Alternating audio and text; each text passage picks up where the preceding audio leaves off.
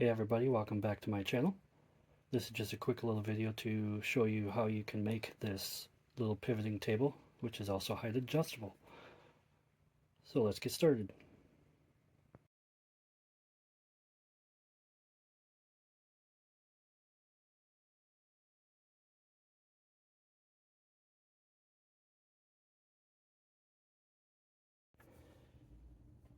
Okay guys, here's a little bit more info on how you can actually do this, what parts are needed.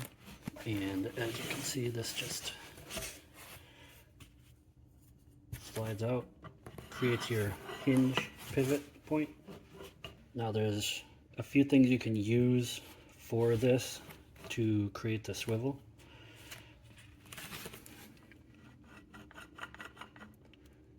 And it'll be hard to see, but it's a nice tight fit.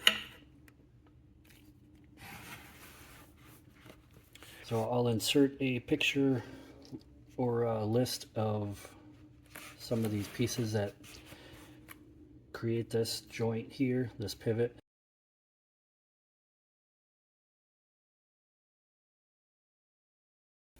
If there's any of you guys that have never cut pipe before, just thought I'd give you a couple of tips.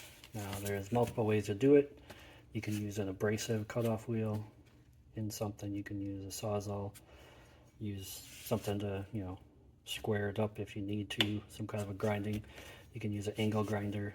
4.5 inch angle grinder is real cheap and the blades are cheap, so they work really good. Grinding disc, you can square that up pretty good, but you're going to be left with the some burrs on the cut, so you can do it the old-fashioned way and take a round file and get in there. You got to make sure you have one small enough. You can use a deburring tool a lot of the time and just go along the inside. These are like $7 in your plumbing department usually. You can use air tools or Dremel with any kind of rotary grinding stone. You could get the stone and just put it in an electric drill and do it that way. The main thing is you need to get the burrs cleaned out of there, and same on the outer. Then you can use anywhere between like maybe 100 grit sandpaper and just kind of clean it up a little bit. Just get all the little burrs off there and make sure it's not, you don't have sharp edges or little, even worse is steel splinters. Those are painful. But anyway, hope that helps you. Okay, so what I used is 12-inch galvanized pipe, 1 inch in diameter.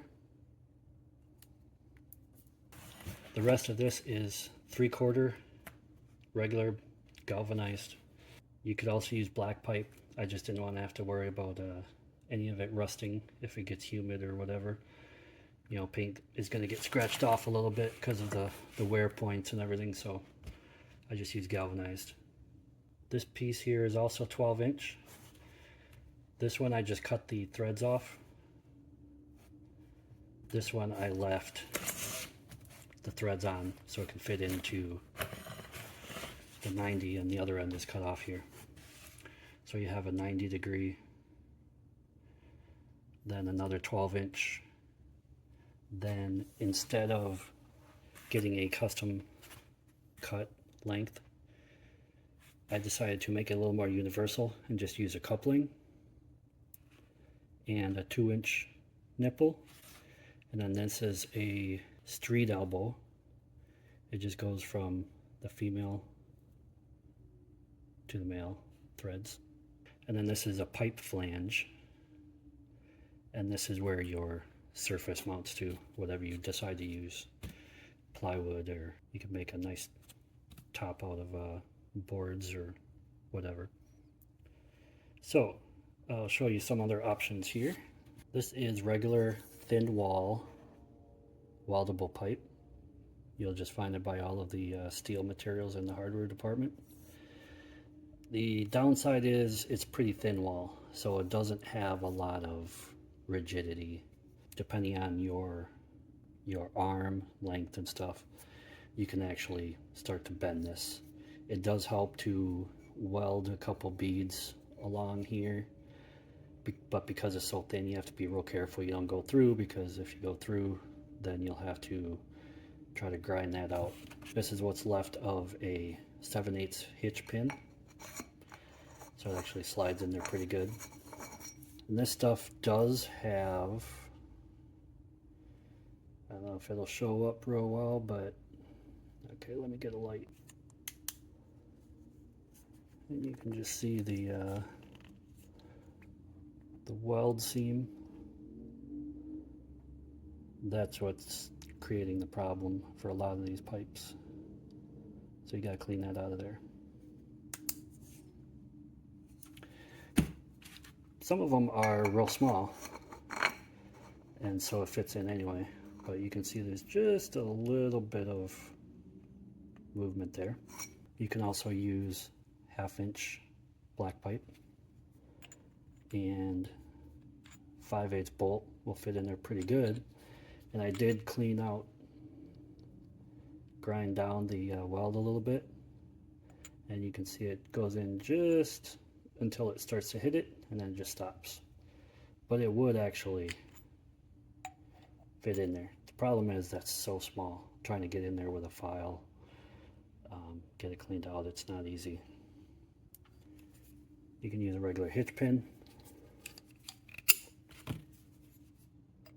That also fits in there pretty snug.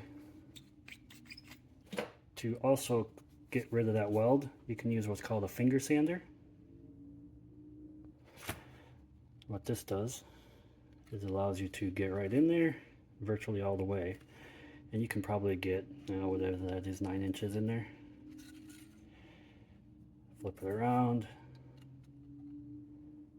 do it with a little bit that's left from the other side. Now these are 1-inch galvanized, and they actually did not seem to have the weld seam in there. It's pretty smooth.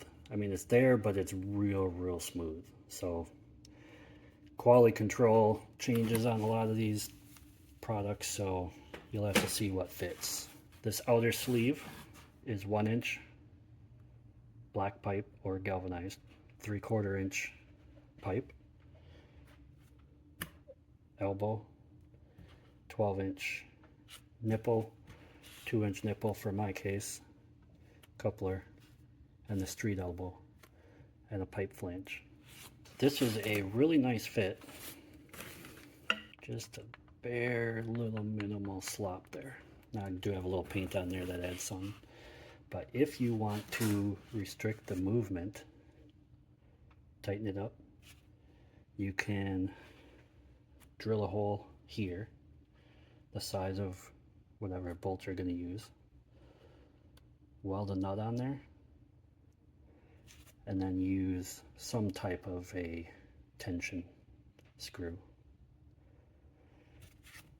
You can buy them, make your own, whatever. Now if you want to hold it in that position, what you can do is put a nut on here first, and then screw it in to where you need it, and then tighten the second nut on there, and it will hold it in position and keep it from loosing. Otherwise, it's just going to freely move. And so you can just tighten it down just a little bit of tension, and that way it'll just slow down, give you a little resistance. And as it wears, you can tighten it down a little more as needed. Okay, so this is basically a finished piece. So what I did was drilled some series of 3 holes all the way through. Got a 1/4 inch pin, there's different types. Figured out my lowest point, so it hangs almost 1 inch out. And then these holes are about 1 inch apart, so you have about 4 inches height adjustment.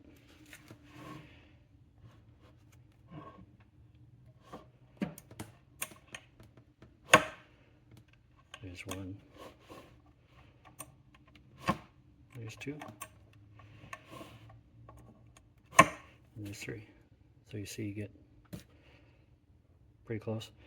And depending on what your application is, you know, you could do another one if you need it or whatever. Like I said, the slop here is pretty minimal, so it'll support a lot.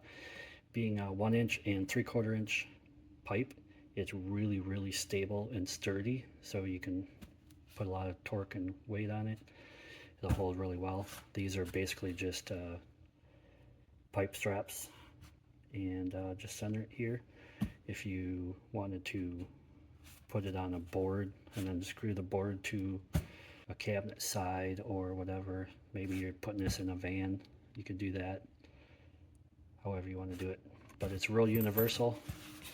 The pieces are very basic, very minimal, doesn't require any real welding unless you want the nut on here for tension. I haven't put it yet. I may add it in the future, and I'll show you the finished application.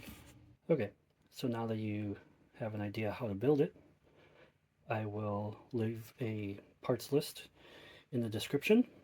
This plywood is stained and finished with polyurethane. This is a stain I used, Cherry 235. 5 coats gives it roughly that look. This is the polyurethane I used, very basic stuff.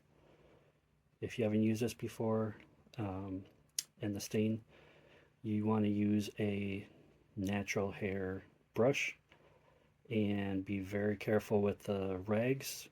Make sure you lay them out and spread them out, ideally outside after you're finished, because they do spontaneously combust. Lots of other videos showing how to do it all, so I'm not going to get into that, but just wanted to give you an idea. So you can see it pivots out of the way for easy access. And the top also pivots at an angle a little bit. Hard to do one-handed, but so it changes a little bit. You'll have to adjust the size to suit your needs. You can make it bigger, smaller. This is the completed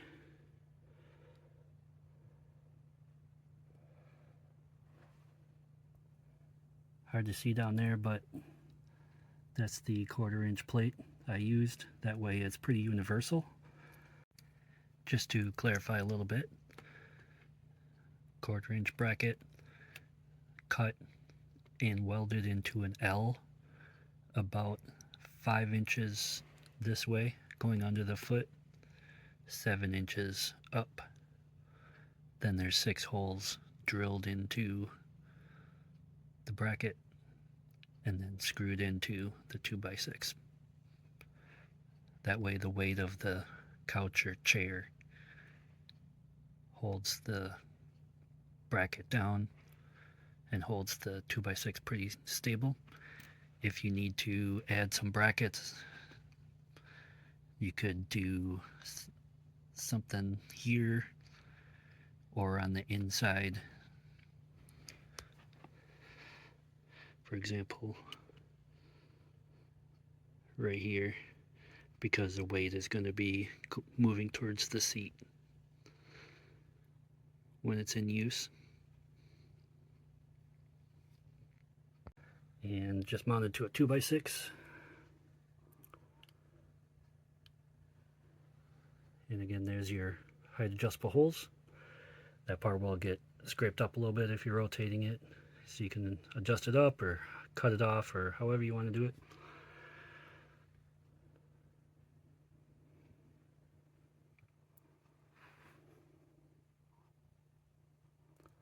Again, that gives you the adjustability for later or universal application. Make it longer or shorter. You can also do custom cut length pipe.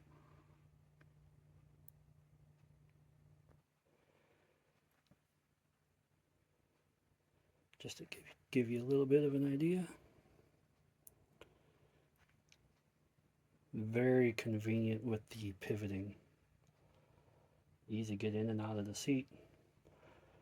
Adjust it backwards, in farther, or out a little bit. So, if you have any questions, leave them down in the comments. I'll try to get to them. Hopefully it helped you. Thanks for stopping by.